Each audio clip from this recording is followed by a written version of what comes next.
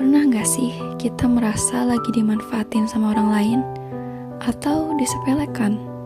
Atau lebih parahnya lagi, sering ngerasa gak enak untuk memberi penolakan terhadap orang lain? Pasti gak sedikit kan di sini yang sering banget ngerasa gak enak untuk kasih penolakan ke orang lain. Apalagi ke orang yang udah kita anggap dekat. Mungkin teman-teman udah gak asing atau sering dengar kalimat setting boundaries. Batasan yang dimaksud di sini adalah kita harus bisa memilih hal-hal yang bisa diterima atau ditolak oleh kita. Kalau kita sadar, dengan menetapkan batasan di dalam diri kita terhadap orang lain ataupun dalam berbagai hal, ini merupakan salah satu bentuk self-love loh. Dengan batasan ini, kita bisa membedakan mana keinginan kita dan keinginan orang lain. Kita hidup memang harus baik kok sama orang.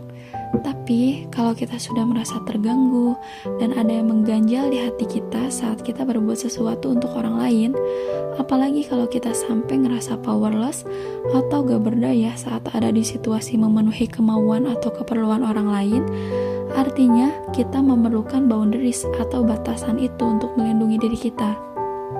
Dengan memiliki boundaries, bukan berarti kita sombong atau egois kok. Karena dengan adanya boundaries ini, tujuannya agar kita terlindungi dari manipulasi orang lain, dari kontrol orang lain, dan kita tidak dimanfaatkan oleh orang-orang yang tidak tulus dengan kita.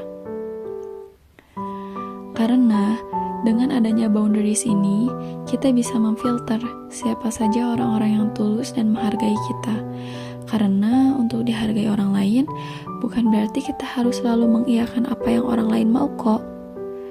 Mungkin bagi sebagian orang ini terdengar toksik, tapi yang perlu kita ingat, kita ada di dunia ini bukan hanya untuk menyenangkan orang lain loh. Berani berkata tidak kepada orang lain juga bukan hal yang salah kok. Mungkin sulit menerapkannya, apalagi kalau kita udah terbiasa gak enak sama orang. Tapi itu semua harus kita bangun agar kita bisa hidup mandiri, tidak bergantung pada kehidupan orang lain, perasaan orang lain, atau bahkan pemikiran orang lain terhadap kita.